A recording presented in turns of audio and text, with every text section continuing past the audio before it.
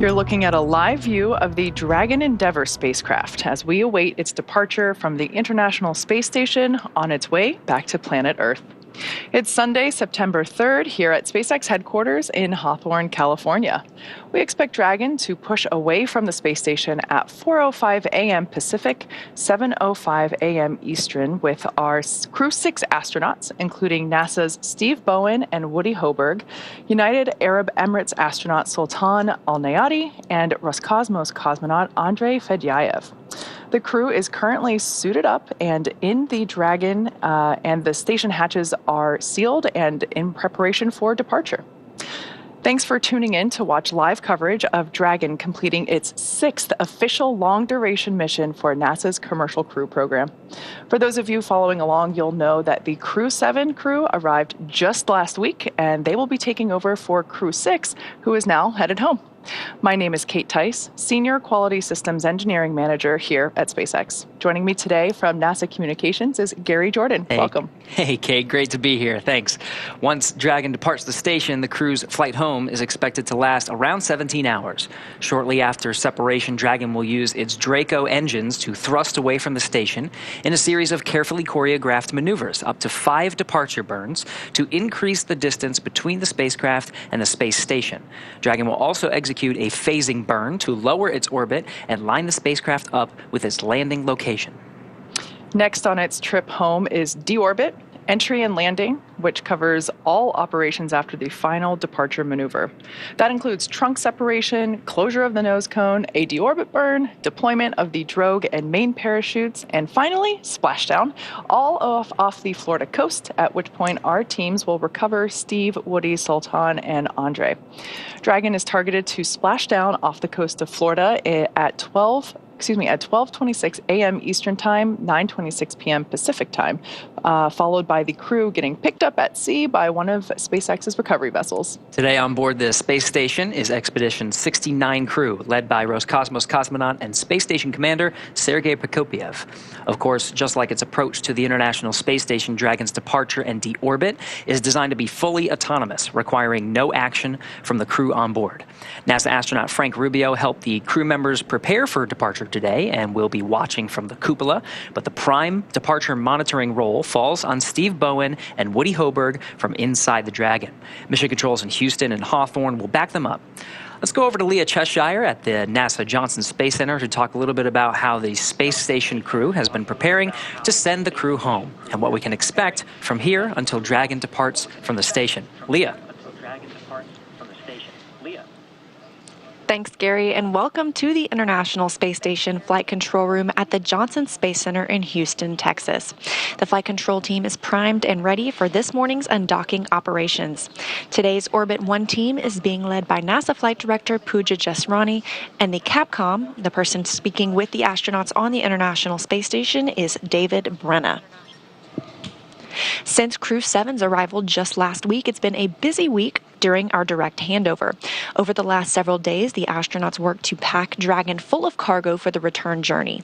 Along with the crew, Dragon will return cargo back to Earth, which includes some samples for continuing human research and some hardware and other items. Earlier today, Jasmine Mobelli and Andy Mogensen worked to move cold bags and polar freezers, which store cold research samples and scientific experiments, in Dragon Endeavour. All of this cargo is offloaded after we get the crew out following splashdown, and those scientific samples will be sent to researchers for final analysis, some of those samples being received by those researchers even within just a few hours after splashdown. The crew also took time to get their SpaceX suits unpacked and ready for their journey home, and since getting the hatches closed this morning, that Dragon hatch closer coming at 4:19 a.m. Central Time, the astronauts are now suited up and in their seats. They are standing by for undocking.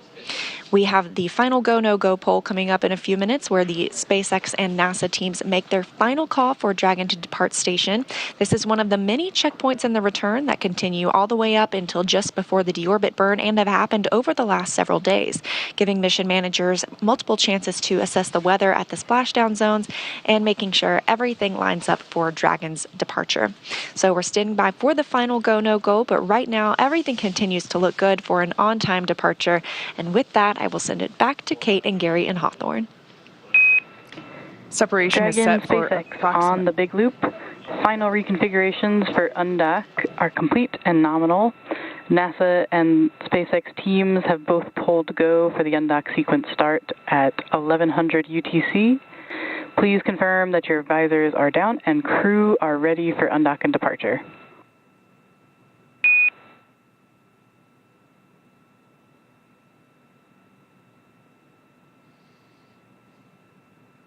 SpaceX Endeavour, visors are down, crew is ready to undock.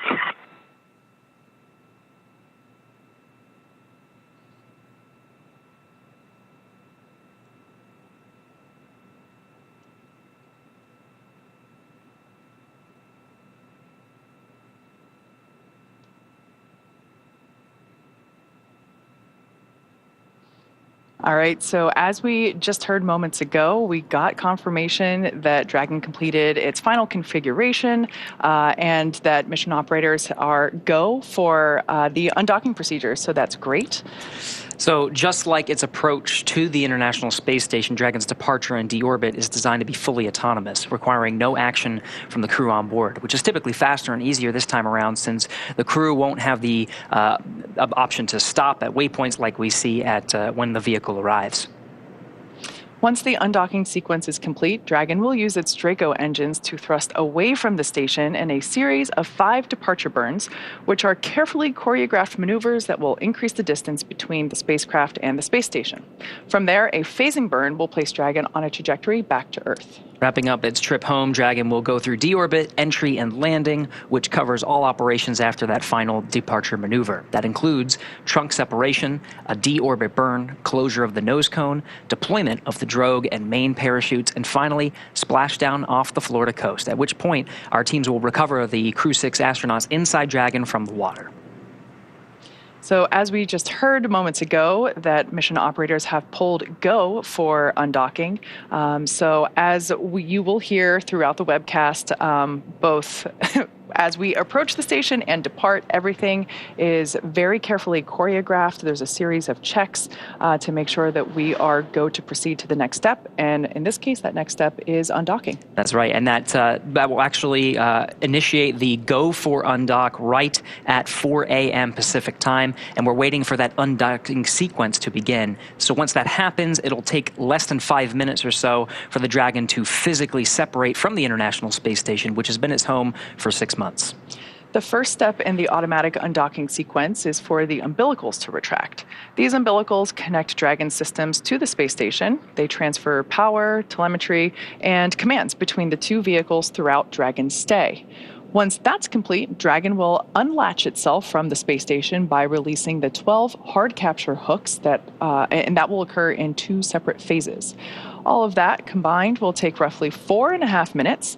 Then Dragon will be ready to depart from station and begin to move itself further and further away by using its thrusters. That's right. Dragon's initial departure from the station is a little different from other docked vehicles like the Soyuz that rely on springs to push them away from the docking port. Dragon executes 2 short thruster firings to undock using a combination of the 12 Draco engines surrounding the base of the capsule, with the first breaking any stiction between Dragon and the docking port, and the second slowly backing the spacecraft away. And we're expecting the call for the undocking sequence to begin in the next few minutes or so. All right, so before they depart the station, let's take a moment to get to know the crew that we're bringing home today. First is Captain Steve Bowen, who hails from Cohasset, Massachusetts, and is married with 3 children. He holds the title of the first U.S. Navy submarine officer to be selected as a mission specialist by NASA. Bowen is also a veteran of 3 previous NASA space flights, including space shuttle flights on STS-126, 132, and 133. During those missions, he and his crew expanded the living quarters of the International Space Station, delivered an integrated cargo carrier, and the Russian mini research module. With this mission, he will have logged an estimated 227 days in space over 4 flights, including 65 hours and 57 minutes in 10 spacewalks. Today, he's the commander of Crew-6. Sitting next to Stephen is pilot Warren Woody Hoberg. The 37-year-old is from Pittsburgh, Pennsylvania. He studied aeronautics and astronautics from MIT before getting a doctorate in electrical engineering and computer science from University of California, Berkeley. During grad school, Hoberg worked as an EMT with the Yosemite Search and Rescue. Crew-6 has been Hoberg's first flight since NASA selected him to be an astronaut in 2017. He is also a commercial pilot with instrument, single-engine, and multi-engine ratings. As pilot for Crew-6, he is responsible for spacecraft systems and performance. Aboard the station, he served as an Expedition 68 and 69 flight engineer and is coming home with 186 days in space and 11 hours, 38 minutes of time outside the hatch on 2 spacewalks. In the role of mission specialist is astronaut Sultan Al-Niyati. He was chosen by the Mohammed bin Rashid Space Center of the United Arab Emirates to be a part of Expedition 68 and 69. The father of 5 spent most of his life in Al Ain and Abu Dhabi, but in 2020 traded that in for astronaut training in Houston at the NASA Johnson Space Center. For this has been his first trip to space, so he now also has 186 days in orbit. Additionally, he went on 1 spacewalk, totaling 7 hours and 1 minute. It was also the first trip to space for the second mission specialist, Roscosmos cosmonaut Andrei Fedyaev. Andrei was selected as a cosmonaut back in 2012. He will monitor the spacecraft during the dynamic re-entry phase of flight. While on board station, he served as a flight engineer for Expedition 68 and 69 and will return to Earth with 186 days of time in space under his belt. That's right, and they'll all be undocking here in just a few minutes. Before they actually undocked, they actually had played a game with the flight operations team on the ground, and just moments before we started this broadcast, they exchanged some words. Here's a replay of that moment. Dragon, Houston, on the Big Loop.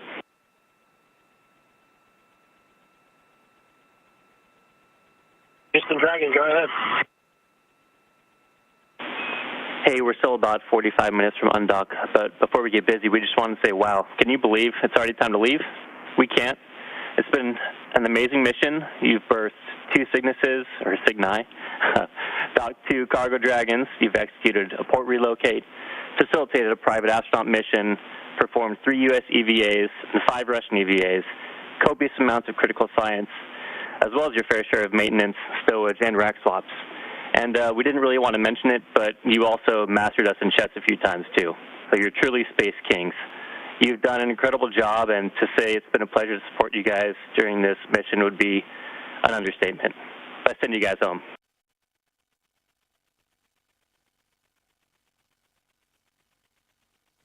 Houston Endeavor, thank you very much. It's been a real privilege and an honor to be up here for this expedition as it continues. And we're coming up on 23 years of continuous occupation of the International Space Station, which is absolutely amazing. It's just a real privilege to be a part of it.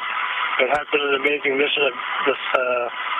The Expedition 69 crew has been above and beyond, and I've had the privilege of watching it all happen. I really think this has been amazing. And thank you, Houston, and thank you, Mission Control, and everybody on the ground, the entire team from Scuba, Huntsville, Munich, Moscow, the entire team coming together and ensuring that our expedition was smooth and safely completed. It's really been an honor.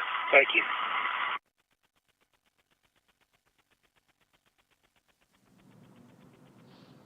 So for those of you just tuning in, we are standing by for the command of the undocking sequence. Again, this is an autonomous sequence that Dragon performs once commanded to do so. Undock sequence commanded.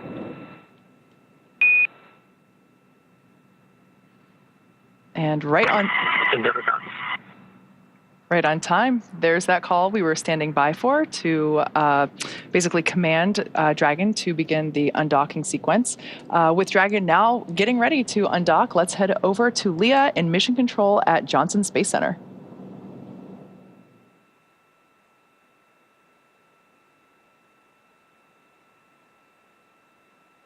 Thanks, Kate. And as you mentioned, and as we heard the core and crew Umbilical demate confirm, complete the and undock has been...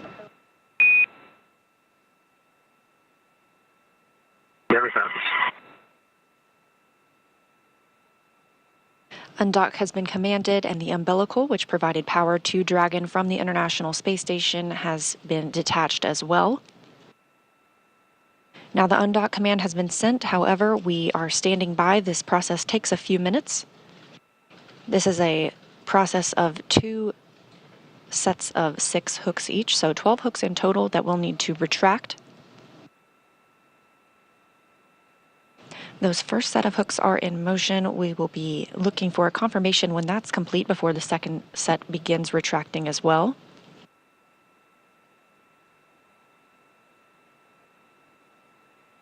We're expecting time of physical separation to be at 6:05 a.m. Central Time, 7:05 a.m. Eastern Time.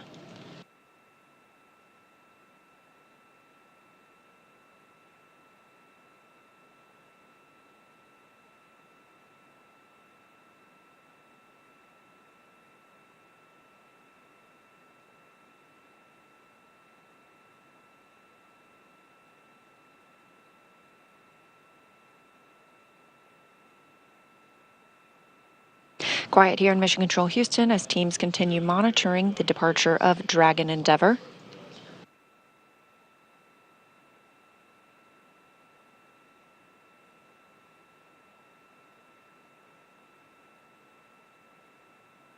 About 3 more minutes until we see physical separation. Those first set of hooks continue to retract.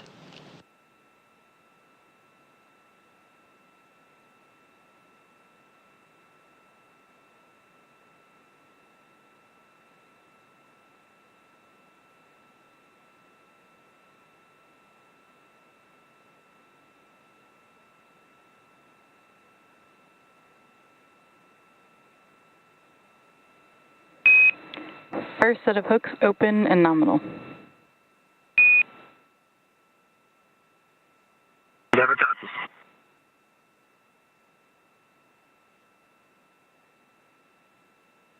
The crew operations and resources engineer in Hawthorne, California at SpaceX Mission Control communicating with the team aboard Dragon Endeavour. Our Crew 6 astronauts coming home today, Steve Bowen and Woody Hoberg of NASA, Sultan Al-Nayati of the United Arab Emirates, and Andrei Fedyayev of Roscosmos.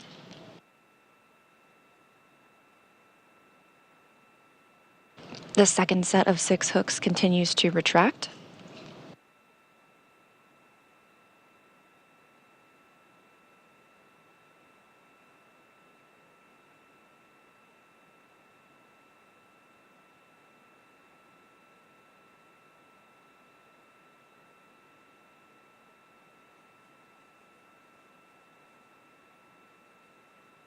After those hooks are fully open, we will see 2 short burns known as undock burn 1 and 2, both just a few seconds long, that will break the stiction or the attachment of Dragon to the International Space Station. Again, we're looking at that in about 1 minute.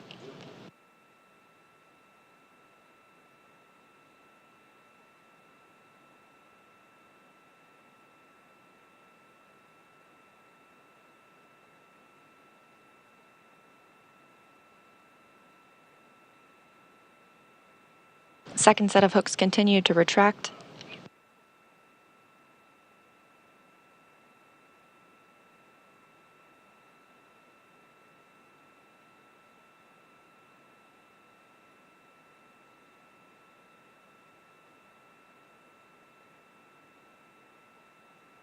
Standing by for undock burns 1 and 2.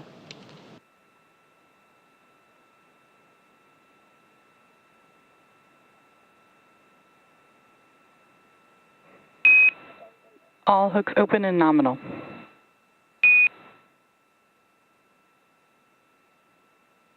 I'll copy, see the same.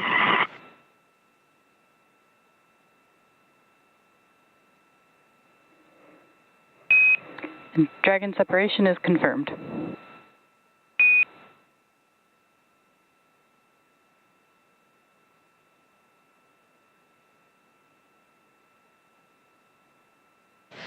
At 6:05 a.m. Central Time, and after 184 days on the International Space Station, Dragon has departed the orbiting laboratory, traveling 256 statute miles over the Pacific Ocean.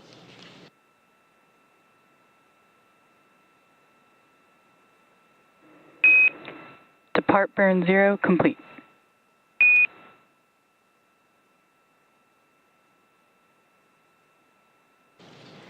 We saw the two successful undock burns, 1 and 2, again, both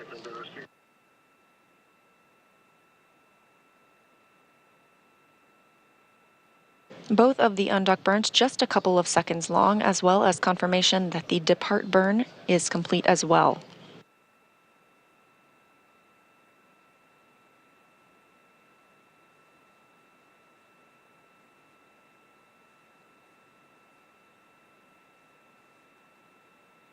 And with the successful undocking, again, that coming at 6:05 a.m. Central Time, right on time, Dragon, Endeavour, and Crew-6 begin their journey back to Earth.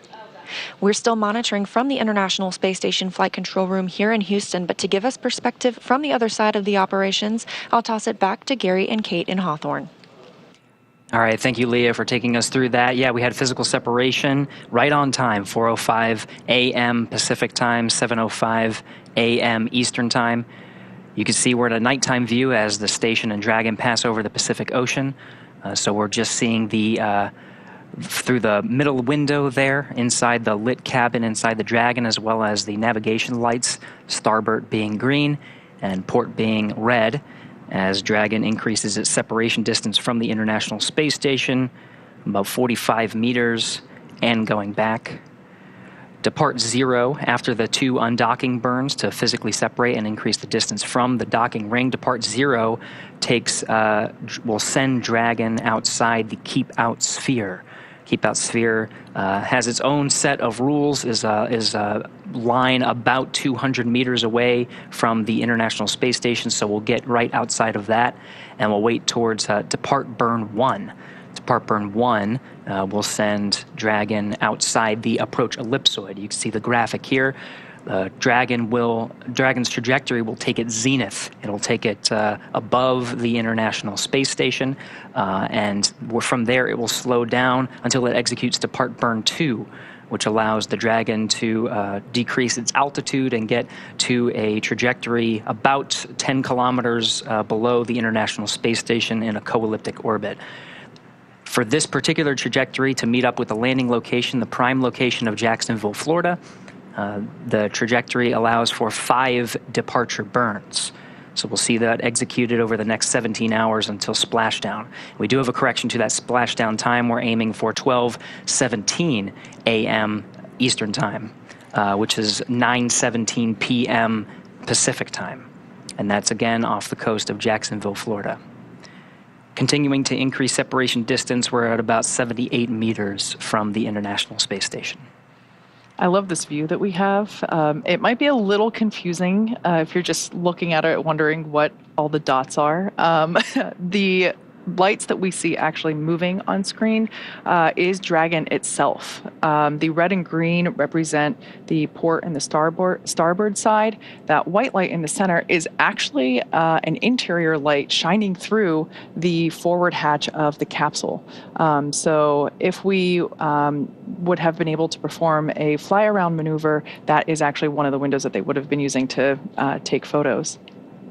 That's right, and with the nighttime views, you can actually see some of the pixels that have been, they're actually dead pixels. They sort of look like very colorful, Christmassy light stars, but it's actually dead pixels on the camera that have been hit by some radiation in space. And this is pretty normal for some of the cameras that we see in space. There's actually programs within the camera that allow there's software within it that allow us to fix some of the imperfections of those pixels. But those are not stars. Those are pixels of the camera. So for those of you that have recently joined the webcast, the Crew-6 crew are there inside Dragon that we see on screen. They are in their spacesuits. They are in their seats. It's been a long morning stepping through all the checks in preparation for the event that we just had, which was Dragon separation. We also executed the first of our 5 departure burns, and we're now standing by for departure burn 1. We're expecting that around 4:10, which is right now, a.m. Pacific. So there's this graphic that we have to kind of give you an idea of the different areas that we're looking at when we're talking about the International Space Station, what it takes to depart. This is an awesome view. You can actually see lights from those Draco thrusters as they fire. That's depart burn 1. It's about a 21-second burn, and you can see it executing right now.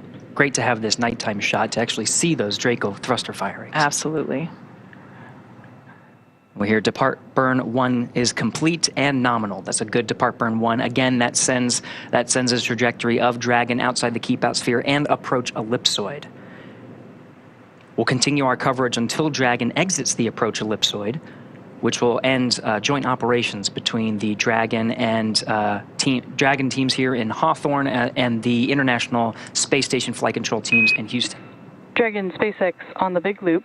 Depart burn 1 is complete and nominal, and with that, you are go to doff your suits per procedure 4.012, and I'll go ahead and take the cameras external. And just a reminder that ground will be deactivating the loop following exit from the approach ellipsoid.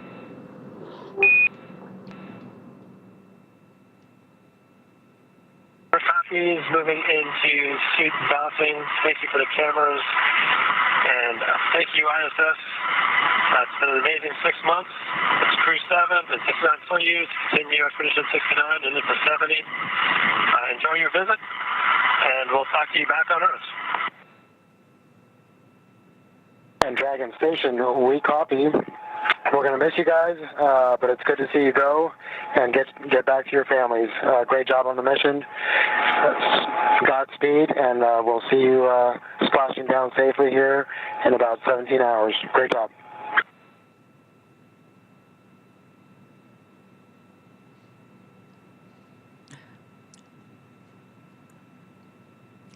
All right, to recap some of the exchange there, that was from inside the Dragon, Commander Steve Bowen sending some congratulatory words for a successful separation and exit of the keep out sphere. Frank Rubio from inside the station saying farewell. On the big loop, this is an audio configuration that allows both teams on the ground, the teams in Houston as well as Hawthorne, and the two spacecraft in orbit, the Dragon and the International Space Station, all to talk on one communication loop. Saying farewell to their crew. They're now outside the keep out sphere, and the next step is the approach ellipsoid. They just got the cue to doff their suits because that next burn, depart burn 2, is not going to happen for another 50 minutes. Gary, you mentioned the keep out sphere. For those that might be unfamiliar with approaching or departing the International Space Station, it is an imaginary sphere, obviously nothing physical out there, but it's, as you can see there on your screen, as the name indicates, that is the sphere that you have to have, there's a check to enter the keep out sphere as you approach the International Space Station. It's basically this imaginary sphere about 200 meters all around the International Space Station, and as Gary just said, we are now out of it.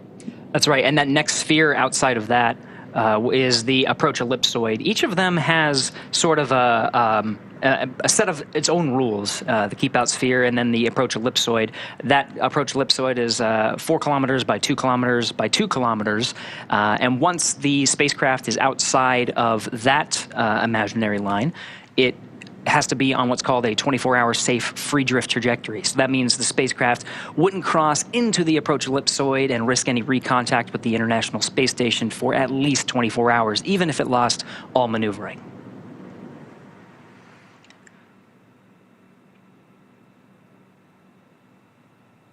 So again, continuing to track Dragon on its departure from the International Space Station. We had separation at 4:05 a.m. Eastern Time, exactly right on time.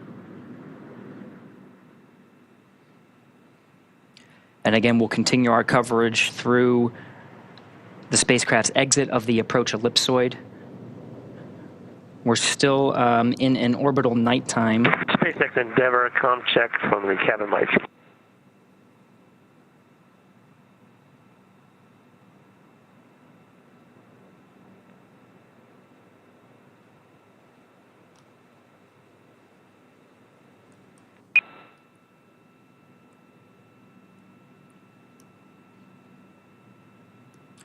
And again, we have you loud and clear as well.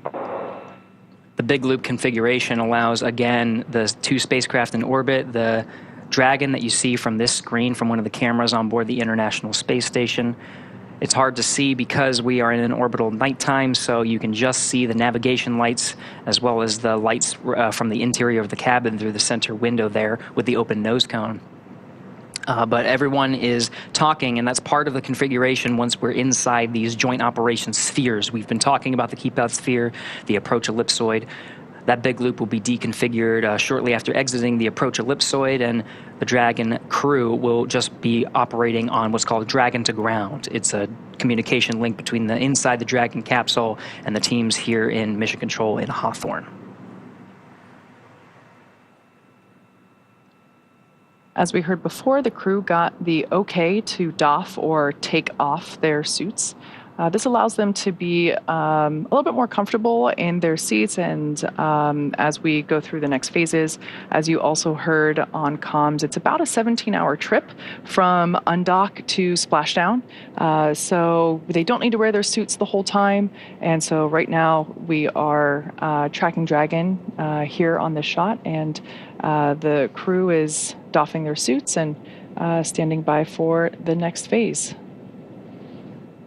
Once again, we are standing by to exit the approach ellipsoid, which, as Gary mentioned, another imaginary shape out there by the ISS, measuring 4 kilometers by 2 kilometers by 2 kilometers.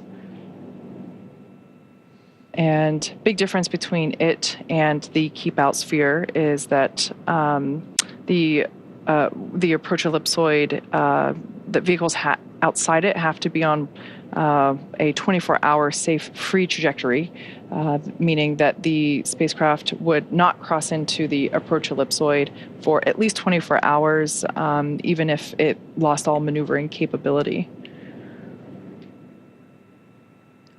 So we can see those dots from Dragon, those exterior lights, getting further and further away. We were able to see the Draco engines firing as they were performing departure burn number 1. And again, those departure burns 0 and 1 allow the spacecraft to exit those 2 spheres. Kate and I have been talking about the keep-out sphere and approach ellipsoid. We're hearing from the teams, the flight control teams that are monitoring Dragon's progress, that the spacecraft has exited the approach ellipsoid.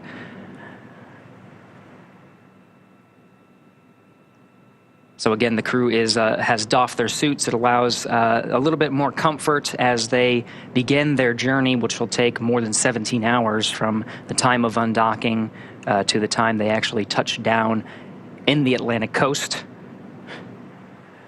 It'll allow them time to eat, to sleep, to be comfortable, and enjoy the ride. So take their last looks at planet Earth from their vantage point. That's right, exactly. Well, now that NASA astronauts Steve Bowen and Woody Hoburg, Emirati astronaut Sultan Al-Nayati, and Roscosmos astronaut Andrei Fedyaev have departed the International Space Station, as you can see with that great half-lit shot there on your screen, it will take them about 17 hours until they're back on Earth. The crew is currently doffing their spacesuits to settle in for the flight home. And today, Dragon is targeted to splash down off the coast of Florida, as Gary just said, at 9:17 p.m. Pacific on September 3rd, or 12:17 a.m. Eastern, September 4th. And that will be followed by the crew getting picked up at sea by one of the SpaceX recovery vessels. As they rest up, our teams here will continue to keep an eye on the weather to ensure a safe return to Earth for Dragon and our Crew-6 astronauts. And though our coverage here in Hawthorne is wrapping up for tonight, we will turn it over to the NASA team in Houston to take us through the next phases of the Crew-6 mission. Our friends at the Johnson Space Center will provide continuous live audio-only coverage along Crew-6's journey home until we rejoin approximately an hour prior to splashdown.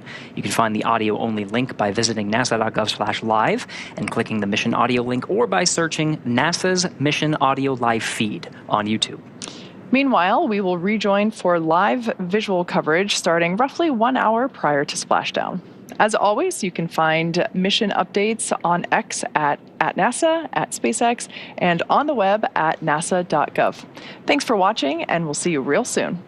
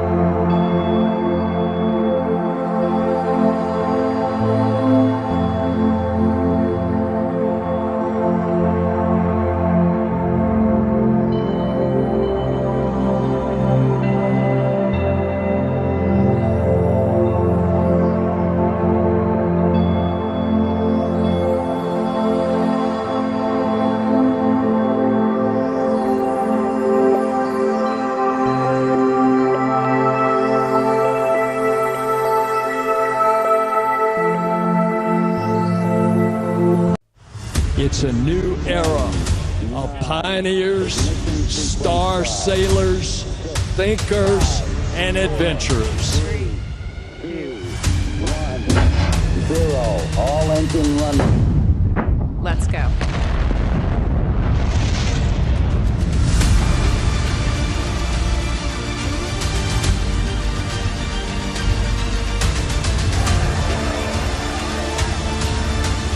We have been given the scientific knowledge, the technical ability, and the material to pursue the exploration of the universe.